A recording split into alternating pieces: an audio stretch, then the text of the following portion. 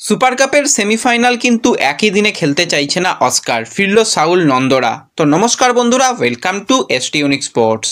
বন্ধুরা, এই ভিডিওতে আমরা কথা বলবো বেশ কিছু ফুটবল আপডেট নিয়ে, যেখানে ইস্টবেঙ্গলকে নিয়েই আলোচনা মূলত রয়েছে। আইএসএল নিয়ে কিছু সুখবর বেরিয়ে আসছে, সেগুলো তোমাদের সঙ্গে শেয়ার করার রয়েছে। তো খুবই ইন্টারেস্টিং ভিডিও হবে, শুরু থেকে শেষ পর্যন্ত দেখো। আর ভিডিও ভালো লাগলে সকলে একটু লাইক শেয়ার করে দিও।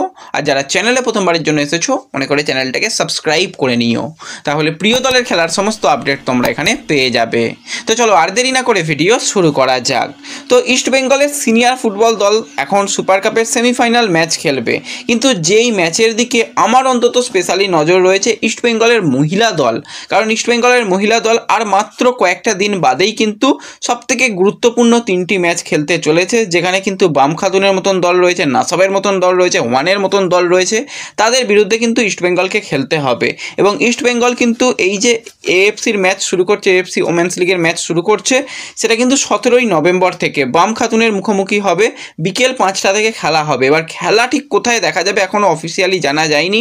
তো অবশ্যই খেলা তো দেখা যাবে, খেলা দেখার ব্যবস্থাও হয়ে যাবে। তো অবশ্যই আমাদের চ্যানেলটাকে সাবস্ক্রাইব করো এবং ডেসক্রিপশন বক্সের লিঙ্ক থেকে হোয়াটসঅ্যাপ চ্যানেল আর টেলিগ্রাম চ্যানেলে জয়েন হয়ে যেও, সেখানে কিন্তু খেলা দেখার ব্যবস্থা করে দেওয়া হবে।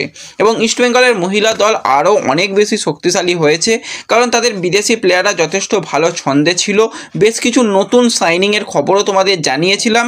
তো ওভারঅল কিন্তু ইস্টবেঙ্গলের মহিলা দলের দিকে আশা অনেক থাকবে।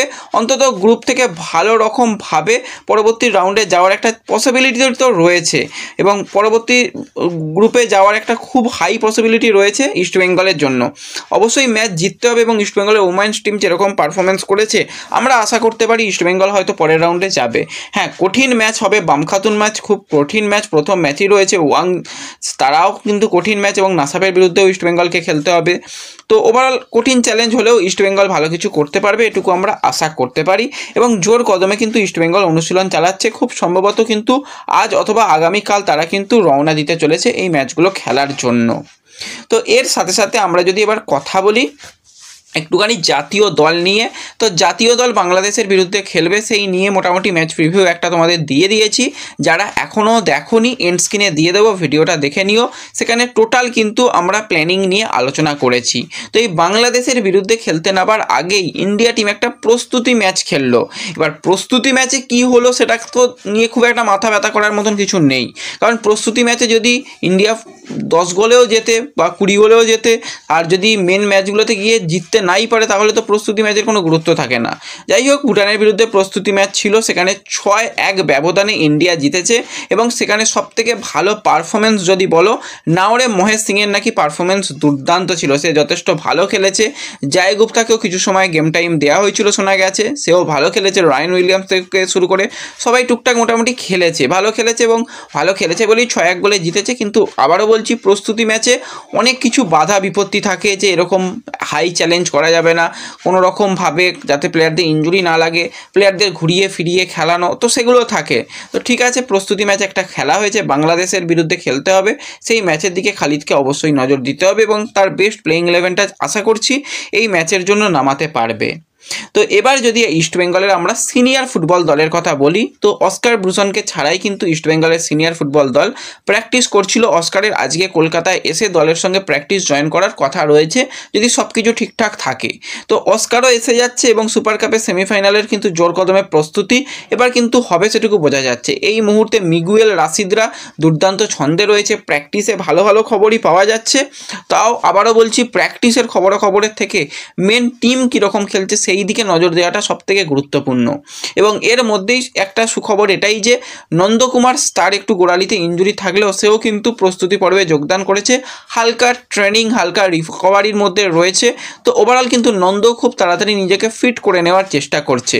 অপরদিকে নজর ছিল সল ক্রেসপো, শোনা যাচ্ছে সল ক্রেসপো নাকি এসে গেছে কলকাতায়, যদিও এখনও অনুশীলনে যোগদান করেনি। তাকে বলেছিলাম 5-6টা দিন আরও হয়তো বিশ্রাম দেওয়া হবে, সে খুব সম্ভবত কিন্তু 20 তারিখের পর থেকেই অনুশীলনে নামতে পারবে, কোনো রকম অসুবিধা হওয়ার কথা নয়। তো ওভারঅল দেখতে গেলে টিম কিন্তু এই মুহূর্তে যথেষ্ট ভালো ছন্দে রয়েছে, ফিল গুড পরিবেশ রয়েছে। আশা করছি ইস্টবেঙ্গল কিন্তু ভালো কিছু করতে পারে। এবং সেমিফাইনাল ম্যাচ একটা কঠিন ম্যাচ হবে, সেমিফাইনালে পাঞ্জাবের বিরুদ্ধে খেলা, তো পাঞ্জাব দল নিয়েও অনেকে জানতে চাইছিলে, তো অবশ্যই সেই নিয়েও আমরা খুব তাড়াতাড়ি আলোচনা করব। তো অবশ্যই যারা চ্যানেলে প্রথমবারের জন্য এসেছো একটু সাবস্ক্রাইব করে রেখো, তাহলে সমস্ত লেটেস্ট আপডেট কিন্তু তোমরা এখানে পেয়ে যাবে। এবার যেটা মেন বাধা বিপত্তি, যে সুপার কাপের সেমিফাইনাল ম্যাচ একই দিনে দুটো ম্যাচ দেওয়া হয়েছে। ইস্টবেঙ্গল এবং পাঞ্জাব এফসিকে খেলতে হবে, ফতোরদা স্টেডিয়ামে খেলা হবে। অপর দিকে আরও দুটো দল এফসি গোয়া আর মনে হচ্ছে বেঙ্গালুরু এফসি না মুম্বাই সিটি এফসি খুব সম্ভবত তারা খেলবে, তো তাদেরও খেলতে হবে ওই একই দিনে। তো একই দিনে কিন্তু খেলতে একদমই রাজি নয় অস্কার ব্রুজন, কারণ ফতোরদার মাঠের অবস্থা আমরা দেখেছি, মাঠ তো কোনোভাবেই খুব একটা ভালো হয়ে যাবে না এই কদিনের মধ্যে, এবং এর মধ্যে খেলাও খুব সম্ভবত গোয়া রয়েছে, তো সেক্ষেত্রে আরও মাঠের অবস্থা খারাপই হবে, এবং কখন ইস্টবেঙ্গলে খেলা দেওয়া হয়েছে সেটাও কেউ জানে না। তো সেক্ষেত্রে অস্কার যেটা চাইছে, দরকার হলে একদিন আগে ইস্টবেঙ্গলের ম্যাচ দেওয়া হোক, এবং ইস্টবেঙ্গলের টিম সেটাই চাইছে যে আগের দিন খেলতে দেওয়া হোক, 3 তারিখে খেলতে ইস্টবেঙ্গলের কোনো সমস্যা নেই। যদি পাঞ্জাবের রকম না সমস্যা থাকে তো একদিন আগে 3 তারিখে একটা সেমিফাইনাল ম্যাচ হোক এবং 4 তারিখের একটা সেমিফাইনাল ম্যাচ হোক, তাহলে মাঠও ঠিক থাকবে এবং খেলাটা অনেক ভালো হবে। ওই দুপুর 3টে থেকে খেলা যথেষ্ট চাপের ব্যাপার, বা 4টে থেকে যদি খেলা হয়, এখন তো আবার কখন খেলা হবে সেটা তো বলা যাচ্ছে না, খুব সম্ভবত দেখবে 3:30 থেকে খেলা শুরু করে দিতে হতে পারে, তো সেক্ষেত্রে প্লেয়ারদের একটু অসুবিধা হতে পারে। তো সবথেকে ভালো যদি একই সময় দুটো ম্যাচ পরপর একদিন অন্তর করা হয়, সেটাই মনে হয় ভালো হবে। সেই নিয়ে কিন্তু অলরেডি ফেডারেশনকে কিন্তু চিঠি দিয়ে ম্যানেজমেন্টের তরফ থেকে জানানো হয়েছে। এবার ফেডারেশনের মতন রয়েছে, তাদের ব্যাপারই আলাদা, তারা জাস্ট ইন্ডিয়ান ফুটবলের বস বলতে হয়। তা ইস্টবেঙ্গল অনুরোধ করেছিল অন্তত সেমিফাইনাল ম্যাচগুলো যদি কলকাতায় করা যায়, তাহলে অবশ্যই কলকাতায় খেলা হলে সমর্থক সংখ্যা অনেক বেশি হবে, ওয়াইবিকের মাঠ অনেক ভালো, তো সেক্ষেত্রে অনেক ভালো হতো। কিন্তু এই যে বললাম এফএফআই বস, তাদের লেভেল আলাদাই, তারা কারো কথা শুনবে না। তো সেক্ষেত্রে ইস্টবেঙ্গলও এই আবেদনটা করেছে, আমার মনে হয় না যে তারা খুব একটা আবেদন শুনবে, যদি শোনে তো সে তো মানে কি বলবো একদম চাঁদ পাওয়ার মতন ব্যাপার হবে। তো যাই হোক, যদি শোনে তো ভালোই হবে, যদি দুটো দিনে দুটো ম্যাচ হয় সেটা মাঠের পরিস্থিতিও ভালো হবে, প্লেয়ারদের জন্য সেটা অনেক ভালো হবে, এবং 7 তারিখে ফাইনাল কোনো অসুবিধা নেই, 3-4 তারিখে সেমিফাইনাল হলে সেটা অনেক বেটার হবে বলে আমার মনে হয়। এবং এর সাথে সাথে যদি আমরা একটুখানি কথা বলি যে আইএসএল নিয়ে সুখবর, ভাই সুখবর তেমন কিছু নেই, হাওয়ায় যে ভাসছে খবর সেটাই তোমাদের সঙ্গে শেয়ার করছি। কারণ কল্যাণ চোপের কথা আমি তো একটাও বিশ্বাস করি না, কারণ এতদিনে তাহলে দেখতে পারতে যে অনেক ভালো কিছু হয়ে যেত যদি তার প্রতিশ্রুতি মতন হতো। এবার নেতা মানুষরা প্রতিশ্রুতি দেয়, সেগুলোকে শুনতে হয়, তো সেই রকম শোনাই যাচ্ছে যেই সমস্ত কথা, তার মধ্যে শোনা যাচ্ছে যে জানুয়ারির ফার্স্ট উইক থেকেই কিন্তু যে কোনোভাবে খেলা শুরু করতেই হবে, সেরকম পরিকল্পনা রয়েছে। সমস্ত ক্লাবদের সঙ্গে বসে খুব তাড়াতাড়ি আলোচনা হবে, 18 তারিখে আলোচনা রয়েছে, এবং তারপরেই খেলা শুরু হবে, এবং 150 দিনে 180টা ম্যাচ করা, মানে বুঝতে পারছো একই দিনে 2-3টে করে ম্যাচ হয়ে যাবে। সকালবেলা দেখবে খেলা হচ্ছে, দুপুরে খেলা হচ্ছে, আবার বিকেলেও রাতেও খেলা হচ্ছে, দারুণ ব্যাপার। এরকম চিন্তাভাবনা রয়েছে। তো ওভারঅল খুবই জটিল পরিস্থিতি, জানি না এই পরিস্থিতি থেকে কীভাবে কী বেরোনো যাবে। এবং 18 তারিখে একটা মিটিং রয়েছে, 19 তারিখে কোর্টে কিছু কথাবার্তা উঠবে, সেই নিয়ে আবার 24 তারিখে মিটিং রয়েছে, ওই আর কি ডেটের পর ডেট চলবে, এরকমটা নিয়েই কিন্তু ইন্ডিয়ান ফুটবল চলছে।